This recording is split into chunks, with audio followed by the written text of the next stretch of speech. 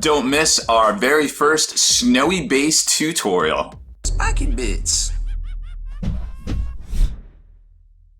What's happening, hobby maniacs? I'm Baer, and we are back in the Beats Lab with a fantastic how-to hobby tutorial. Today we're going to show you how to get those fantastic snowy bases for your models. You can use them for 40K, you can use them for Age of Sigmar. It doesn't matter what you use them for. All that matters is that you use them. Now we have a ton of hobby content on Project Ogre right here, from how to get them to the tabletop level to the next above tabletop level basing, and then also all of the details in between. And I think I'm even going to go back and record a how to paint fur cloaks, if you know what I mean there. And don't forget, we also have the how to paint those frosty, icy looking horns that we did for our Frostlord and our Beast Claw Raiders as well, that everybody keeps hitting me up about. I don't remember, but fortunately I videotaped it for all of us, because I couldn't tell you how I did it, and I might need to paint up another big fatty as well. So let's jump right into it and check out how to make those awesome snowy bases.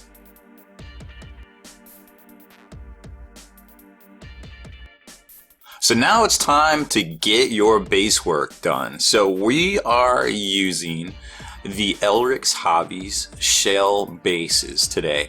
And this is I actually don't know how big this base is, but this is the cavalry base, I assure you, that the Morfangs come with. So we're gonna use this bad boy here. And then also from Elric's, I selected the larger, more familiar Dread Knight size base here, also in shale, because it's delicious. And you can see underneath there that I missed a little with the primer, but that's okay, because we're gonna go in kind of deep with the first base coat choice. Now, if you do decide to pick these shale bases up for anything you do need to know something. There's normally a little cross right here for flight stand stems, so you can add and remove them for transporting. But I wanted to use a style base for my actually no, this is for the big boys. This is for the stone horns and the Beast Claw Riders. So what I had to do was I took a little bit of masking tape and I masked over the crosshatch pattern, and then I came in and I used a little Vallejo pumice, a little Vallejo pumice action, and I mixed in some stones, which you can kind of see right there. I made it a little bit more chunkier into the mix, and made it work pretty well, actually. I was pretty happy with this. So you can see where the original sculpt is, or the cast is right there, and then the material I put in here to try to make it just look like there was some dirt. So just be aware that if you are going to use this base, you are going to have to do a little bit of work to cover up the deep crosshatch here. But you can see here, after you let it dry, it's no problem. You can glue stuff right on top of it. Now, our first order of business is to get a nice solid base coat down, and we're going to do this with P3's Undercoat Gray, which I think is a great middle of the road. You could probably use Adeptus Mechanicus Gray from Games Workshop, but I worked with this one in the past. I know what it does, and I like it, and that's half of what we do here, is adding that stuff to your hobby tool chest, your hobby arsenal, so you know what your go-tos are and you don't even have to think about it sometimes. So first off, base coat of this with the airbrush. I'm just gonna get in here and hose this bad boy down, super easy. Not even gonna think about it. I mean, it takes like literally 1 Mississippi, 2 Mississippi, 3 Mississippi, 4 Mississippi, 5 seconds to base coat this with the airbrush. So I'm gonna do all of my bases and come back. And by all, I mean, it's like 2, 4, 6, 8, 10, 10 bases, because I already did the one. Because remember, we have already one of these with snow on it. So I'm gonna base coat all 10 of my bases in exactly 50 seconds. I will come back for the next frame. Okay, I'll admit it was more than 50 seconds. It was more like 2 minutes, because I had to do a color change. But it was so fast that the paint is still wet, right? So first off, to knock that down a bit, I'm gonna just get in here and just blow some air on it and give it a little extra helping hand right there to get in there and dry it off, because I don't want to be doing highlights when it's still wet. So we're gonna give that a second. Now, our next color up is going to be a 50-50 mix of Ulthan Gray, which is one of my new favorites from the Citadel line, and the Great Coat Gray. Now remember, I'm sure you've seen a million of these hacks and tips and tricks videos on what to do for your airbrush, but I'm putting in some Vallejo Flow Improver into this. I'm also taking an old brush and getting in here and swirling it around in the pot. And you can see right there that it's already a lot lighter than what we were just working with. So I've already pre-mixed it, ready to go here. Added my Flow Improver and a little bit of water into the mix there. So we're all good to go. Now, for your highlighted areas, we're gonna do another step of just pure Ulthan. So, and then we're gonna come back and cut into it with some blacks. So what I like to do here is, these little ones, they're just too big. We're just gonna hit most of it with this color here, because it'll all come out with the wash. But up here on these rocks, we're gonna leave the middle areas kind of barren, and we're just gonna hit the edges, give it a nice good coat right there of the 50-50 mix, and then we're going to come back and highlight that, and then we're going to cut it back, so there'll be a lot of definition still. Now on the gravel areas, just kind of want to get in there and give it a little bit of attention, nothing too crazy, but we're just going to really create that contrast that's so important. So there it is, and in about 2 minutes I'll be back with the next step. So next up is just pure Ulthan Gray. It's gonna be a hoot. So I've already got some pre-mixed up. Going in here, grabbing my fantastic cavalry base here, and we're just gonna hit the edges and just gonna go in all gangster style, nice and solid, but really slow to build up that effect, which you can see right there. It's really coming together. Just blasting it, and bam, that easy. Now we're gonna go a little light on the ground right here, because we're definitely going to give that a wash and a little dry brush action here in a few. But now we've got our highlight, we're going to give it a wash, but before we do that, we're going to cut back with some black to give it that definition.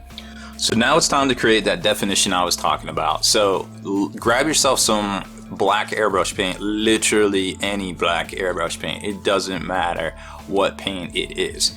And we're just gonna get in here and we're gonna cut things back and create the contrast where it really needs to be. And that's the most important thing. So we're gonna definitely outline these rocks, because it would be a natural shadow, right? Duh. And that's super easy, just going really slow, making sure I hit it all. And you can kind of see the contrast starting to form there. Hitting the backside here as well. Nice and easy control. And then we're just gonna go up top and hit this this split here.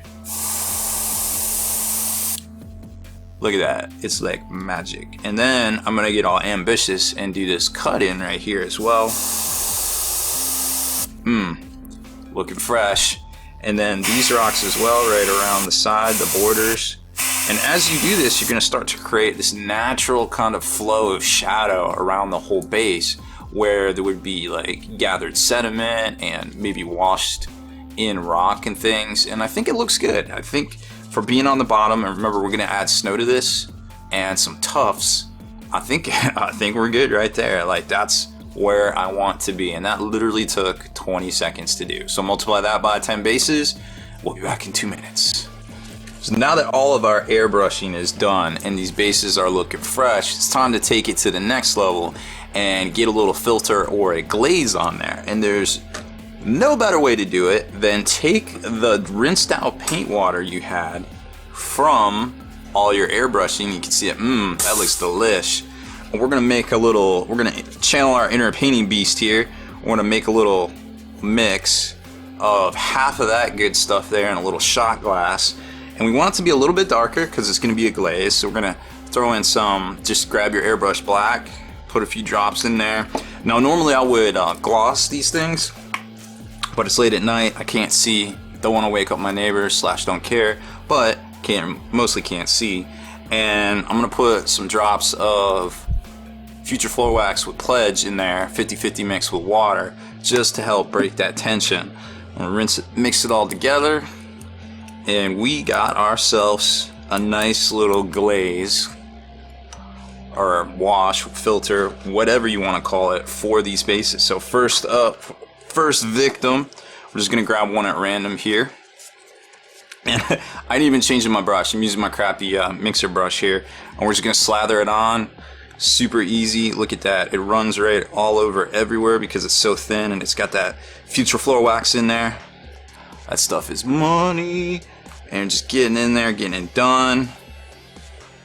Getting it all over every surface area we can. It'll pool in the crevices where we've already painted it black, which is no big deal. And then we just kind of want to watch these little spots up top here. Just kind of rinse those off where we can, because that's going to ruin our fade. And we are ready for the little fan, which you can hear I got going already over in the corner. We're going to let that dry, come back and hit it with a dry brush. And now that that stuff's all dry, we're going to hit it with a light dry brush of Ulthan right here.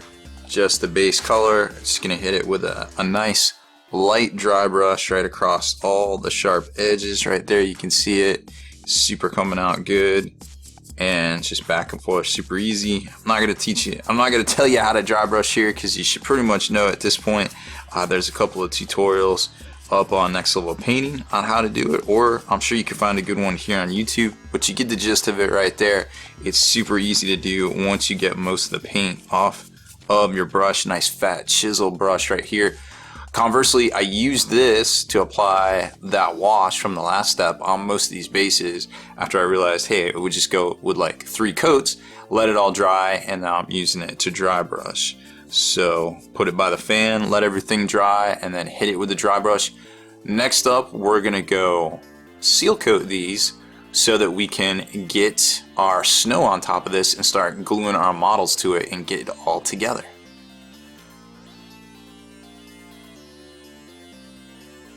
First step in the basing process is, or rebasing process, depending on if you already had some base, something based, or it was a previous purchase, is you're going to want to pull these guys off of their base or slice them off using a knife.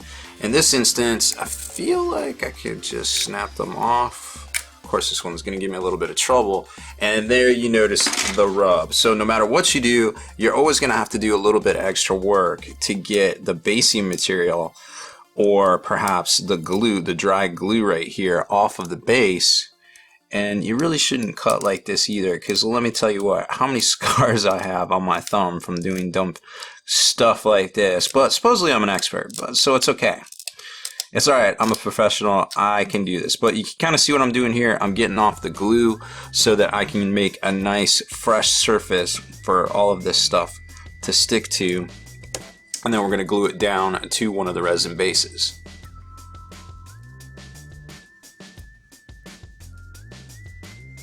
Once you get your man glued down to his base and sufficiently dry, then it's time to get all arts and crafty. We are going to get out our Elmer's glue. Oh yeah, back in the day right there. Some crazy mixing apparatus. This would be a very legitimate red cup for enjoying beverages responsibly. And then of course your choice of snow. I got Army Painter right here, which isn't too bad. Secret Weapon Mini's got some great crushed glass.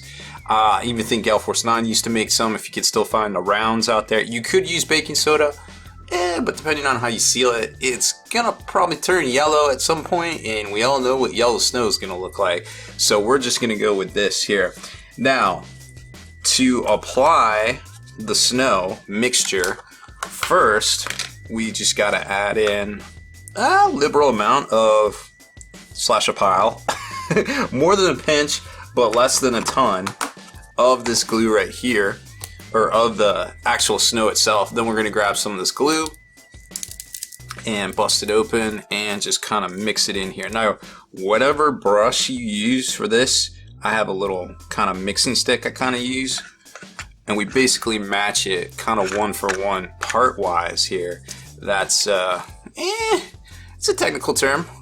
And then we're going to grab our mixing stick, which it seems like my mixing stick is missing. So we're going to use the end of a big paintbrush there. And we're just going to kind of mix it all up in here. Now it looks like it's a little too chunky. So we're going to add in some more glue here in a second. But I just want to make sure I get around all of the area right there.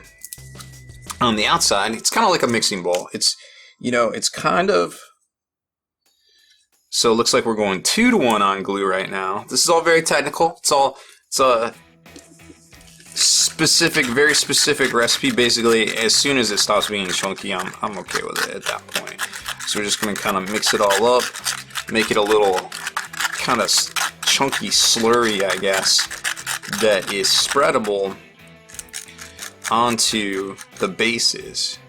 It looks pretty spreadable. It doesn't look like it's too out of control at this point, which is good. That's kind of what we want. I'm going to scrape the sides here and grab me a crappy brush, because like I said, whatever brush you use at this point is going to get destroyed, so don't use a good one.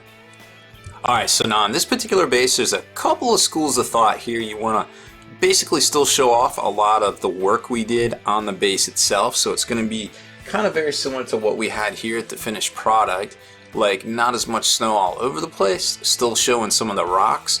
But then also too, depending on how you glued the guy down, there might be a little bit of a gap in some places that we can easily fill with some of this Elmer's glue and snow to give it a little extra support as well. So we're going to grab a craptastic brush right here and our slurry and just kind of get in there and get it done. Now, it's wise to not just kind of get in here and just slap it everywhere. You want a little bit of control. I'm going to get underneath in this gap here and make it look like he's kind of stepping into a little bit of a snowbank right there, which is super easy.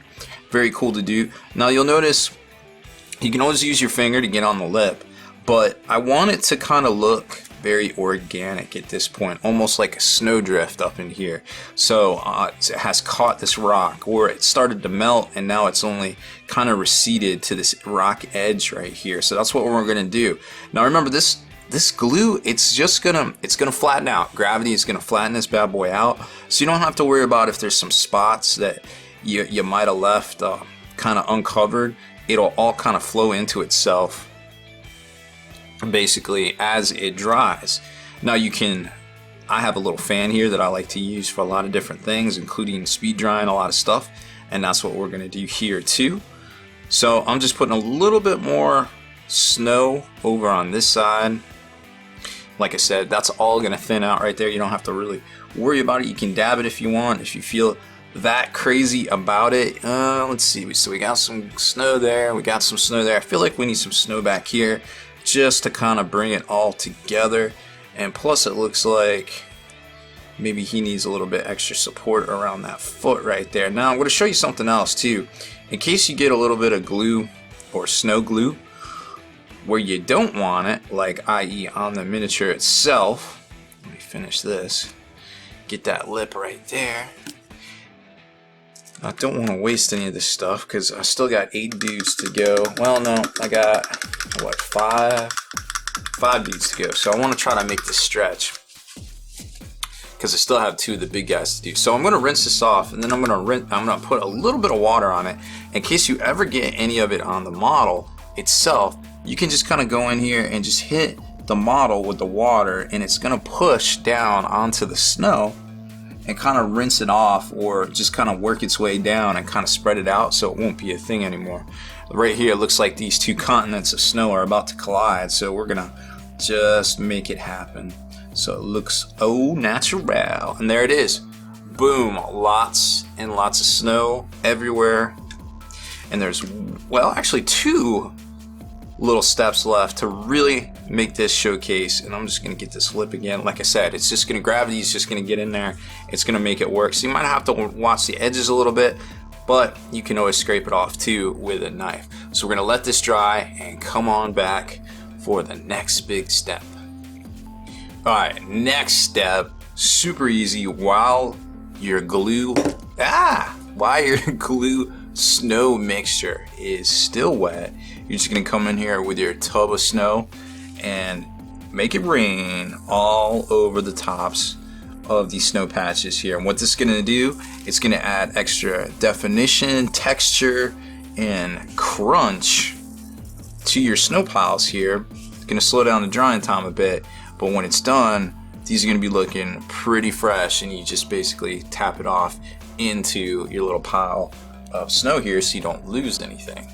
So now it's time to tap the snow off this bad boy right here. Just dumping it right into the container. Also, if you have a piece of paper underneath or something like that where you can brush the surface or roll the surface up and dump everything all in one place, that's definitely optimal as well. So there you can see the nice chunky snow. Chunky, you so chunky, girl.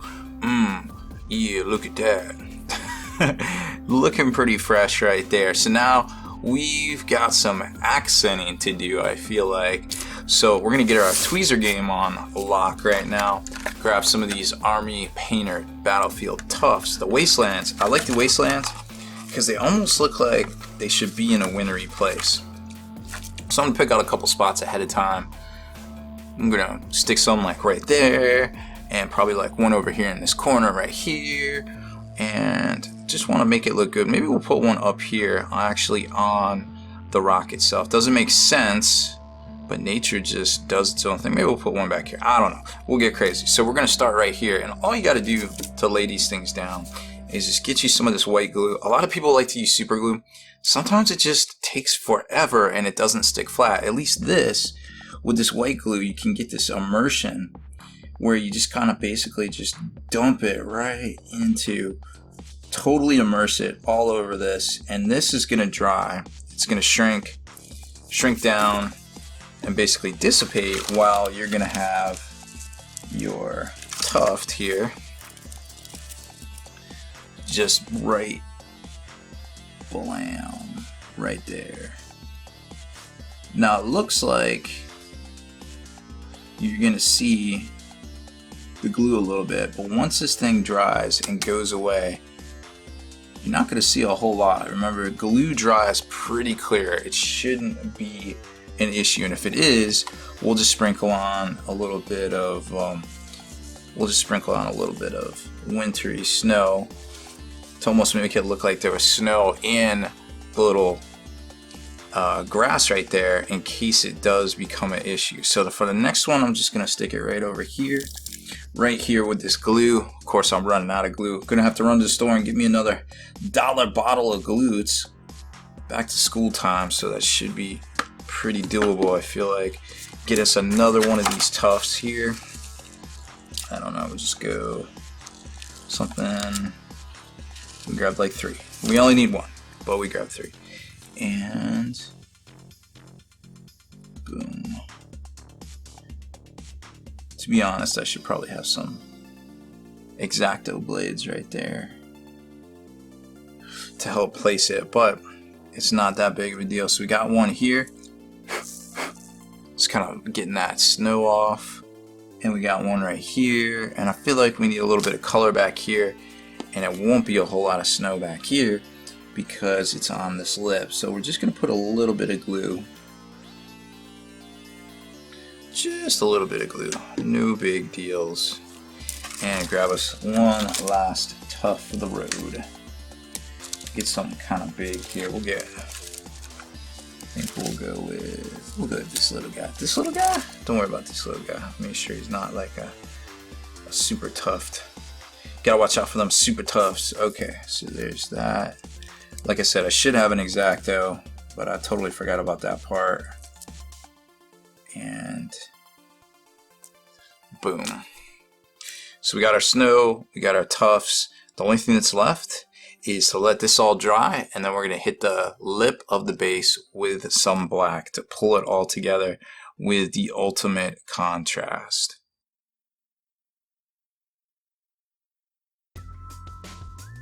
Now the very last step into getting your snow mountain bases complete, after everything dries, of course, it isn't quite dry yet, but that's okay, is lipping the base edge here. And now I've discovered recently a line of paints that make this a lot easier than you would normally think it would be. Vallejo has a bunch of surface primers, and a lot of people like to airbrush these through, obviously, their airbrush, but brushing this on is pretty good too, because it's like one coat and done. A lot of times you'll go back and have to do multiple coats, even with blacks.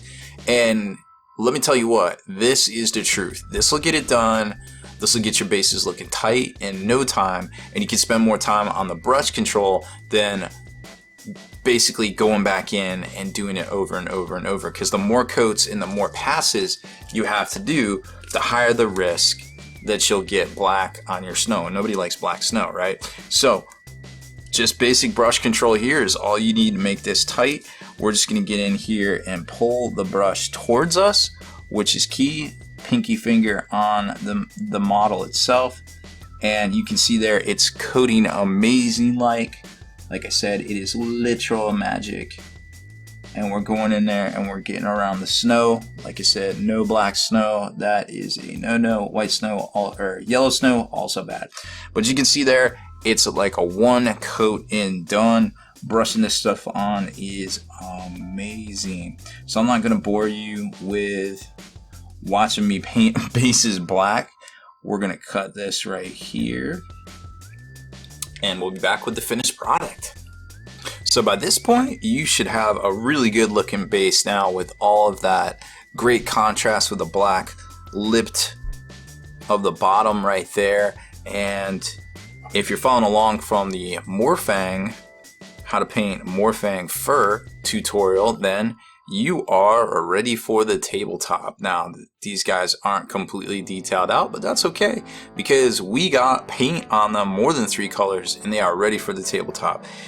And this is how they compare to the finished prototype product right here. The guy on your left is the finished guy with all sorts of accessories and detail work. So that's this guy on the right, taken up to the next level through all the detail process. But for the tabletop and just getting the models on the table, there ain't nothing wrong with this guy on the right, let me tell you, because that's what all my guys are going to look like for a hot minute, so I can get in there and get them more detailed out, because we got a little league coming up for the Age of Sigmar. So I wanted to crank these bad boys out and at least get them to tabletop standard before I took them up to the next level. So here's a closer look at the base. You can see in there all the great looking snow, and of course the wasteland tufts, and then the great contrast from the black lip right there. So that's it for this basing tutorial on how to make snowy mountain bases using the Elric's Hobby shale base, some glue, some snow, and well, that's about it, really, to be quite honest. Just a little black paint and some grays. Super easy. You can have your guys looking hot in a flash, and for any dark color models, and even light color models for that matter, it's super easy to do. And I hope you enjoyed this tutorial. Thanks for watching.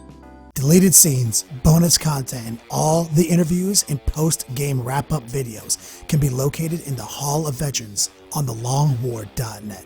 Visit thelongwar.net today and try a week completely free with no strings attached. That's not all. TheLongWar.net is also your hobby resource for exclusive early access with an ad-free experience to all your favorite videos. Members of the Hall of Veterans gain early exclusive access to multiple hobby videos.